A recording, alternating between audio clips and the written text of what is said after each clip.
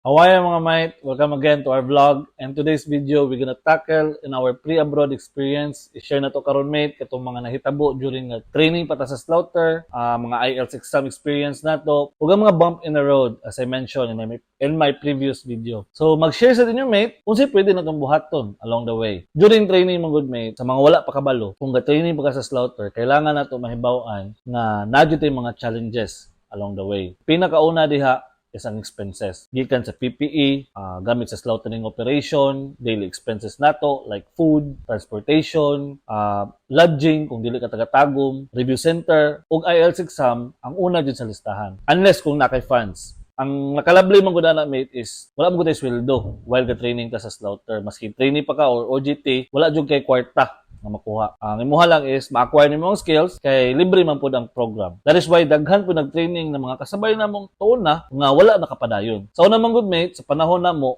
pwede ra ka maka-training sa slaughter while ga-review pa ka og IELTS. Amot raw, pwede pa ba na karon? However, dati man god magmakapalista lang ka sa peso, pwede na ka maka-training and ito follow lang nimo imong IELTS result if gusto jud ka mo appeal sa trade test kay dili makaka-appeal og trade test kung dili ka makapasa. So ang scenario dati is grind, review, ihaw, tapos pulangko. So mao siguro ning mga memory nga lami kayo balikan og una-una pero lisod siya agihan. And then ang ikaduha, ang obstacles along the way is ang training sa slaughter. Keep in mind mga mate nga ang pag-ihaw sa baka at first dili jud na siya sayon. Gikan sa pag-shackling sa baka, stand, putol sa ulo, putol sa tiil, pamanit, kuha laman loob, splitting, ug ang pinakalami sa tanan, pagligo sa dugo ug sa iats. Kaya dili jud ka mahimong butcher kung wala nimo maagihan. And that is totally fine. Always remember na ang training sa slaughter will take patience and perseverance. Patience in the sense na kailangan jud nimo ni hatagan og panahon nga mahibaw-an ang routine sa slaughter, familiarity sa procedures, attitude sa mga tao. And ang personality nimo despite sa kalisod na imong maagihan, mao nang diha mo gawas ang perseverance. Kay maski unsa ka lisod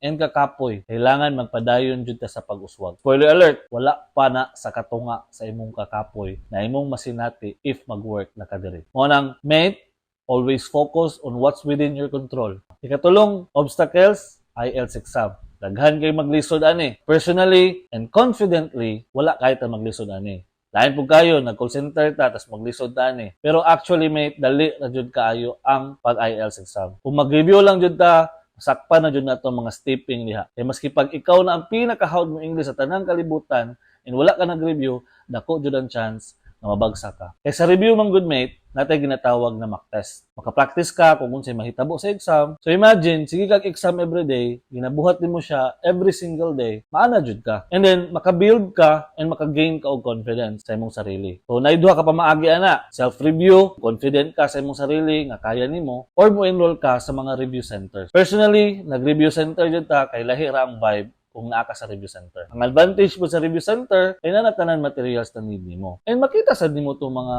kabatch nimo sa pag-training. So sa review center manggod, maka-build na mo og friendship, relationship sa imong mga kauban pohon sa training. And isa na sa mga key solution sa next obstacle nato ang i-share sa inyo ha. So I suggest mga mate na mag-review center jud ta. Fourth obstacle, bump in the road or mga labad sa kinabuhi. Isa na siguro sa mga rason nga dili makapadayon ang isa ka trainee sa pagtiwas o paglampo sa goal nato is kani siya nga obstacle. Dili lang kay sa pagbutchiring, maski siguro sa mga lahi-lahi nga pagpang-apply. Halo-halo mo guni siya mate. Composed ni og tao, bagay, lugar, pangyayari, ug uban pa. Pero ang i-highlight nato karon is ang tao. Sa tao mong good mate, kanang tao nga masabay nimo sa slaughter or sa imong pagpang-apply, maski asa pang-abroad ba na, imong hunahon nga lahi-lahi mo hugot sa kinabuhi. Lahi inyong kaagi o mga kalisod, lahi mong gigikanan o pamatasan. So, isa na sa pinaka-importante na itong masabtan nga senaryo. Na kay masabay diha nga lahi og batasan. Nasad kay masabay diha nga mudani nimo sa lahi na butang. Ug nasad jud kay makauban nga makatabang sa imong pag-uswag sa kinabuhi. So, depende na sa imong choice, ladies' choice. Keep up your discipline and think what would you be in 5 to 10 years. So take note, mao ni siya ang probability. It's either makaabot ka sa imong gusto na destinasyon or dili nimo gusto na destinasyon. So, duha lang jud na siya. Therefore, ang atuang mga pwede natong buhaton is ang mga sumusunod. Siguro for the first obstacle, kailangan as much as possible ready atong funds diha para makasustenar ta sa atuang pag-training sa slaughter. Kung nakay trabaho while ga-training ka, kuha atong schedule nga komportable ka mo duty. Kay it takes time jud para makatuon ka sa slaughter. You need to be consistent kung gusto ka makakat-on na yun. And if sponsor ka sa imong igsuon or amigo para sa imong pagpang-apply, do not take it for granted. Seryosoha ang imong training, same as sa imuhang mga kauban. Use that as your advantage. Inipakita sa imong sponsor nga deserving ka. Secondly, kanang training sa slaughter, as I mentioned, need lang jud nimo og consistent practice. Kung ang schedule nimo is MWF, sudlan jud na nimo. Kailangan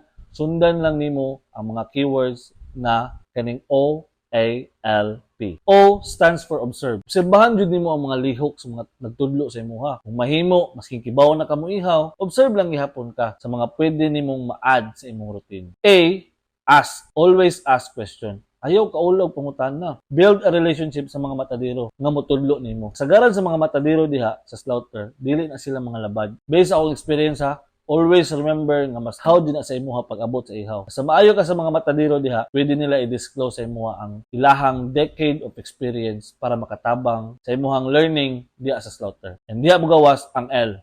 Listen. Kani siguro itong pinaka-importante aside sa makakat-on ka. Namang yung mga procedure sa sulod nga mo compromise sa mong safety. So in short, ayaw jud pag hawd-hawd sa slaughter. Paminawa ang isulti sa imuha and i-apply nimo. And that will lead us to P. Practice. Mo na siya ang one way na ma-apply nato ang atuang na-observe, na-ask, ug na-listen. Kanito siya ang time nga ma-practice nimo and ma-perfect nimo ang procedure. Naa sa practice ang development nimo sa ihaw. Pag sige kag practice, of course, mas dali nimo ma-acquire ang skills. Mao nang need na to mo rewind. And if naay rewind gani, pag-rewind. Ang meaning sa rewind is opportunity na makaihaw ka ikaduha sa isa ka adlaw.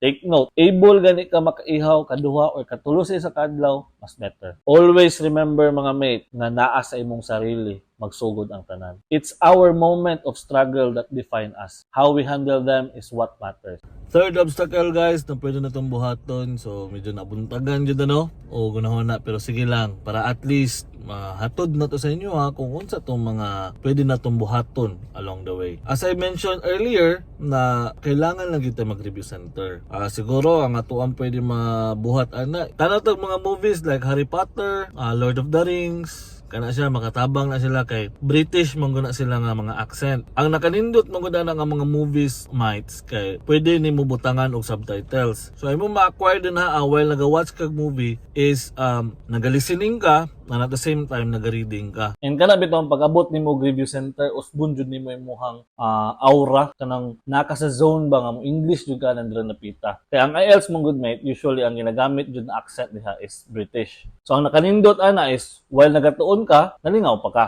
Importante nga prepare jud ta before sa exam kay isjul biya kayo ang bayad sa exam. 10 kya 10,000 pesos. So be serious, dili kay mag-usik-usik ta upang bayad sa exam. And lastly, the last obstacle mate is ang bump in the road or ang mga tao nga masalimuha nimo sa journey nimo. Importante kayo kung kinsa imong mga survive during sa imong training. Beware sa mga tao nga muhila nimo pababa and appreciate those people nga musabay sa imuha sa pag-uswag. Surround yourself sa mga tao nga pareha og mindset nimo. Mailhan man nimo is sila man tong gusto na makipag-brainstorming sa imuha, mangutana sa imuha, mo share pud sila sa imuha sa ilahang insight sa imuha. And as much as possible mga mates, diha sa slaughter, pagbuhat jud mo og community nga mag-practice og camaraderie ba kay kamo-kamo rabi jud din ha magtinabangay. And ayo na ng mga issue kay at the end of the day dili man gihapon na makatabang sa inyo ha. So mga mates, buyluhi o bumbahin nyo da mga mates ha. See you here in Land Down Under. So mao lang sa to mate. See you in the next video.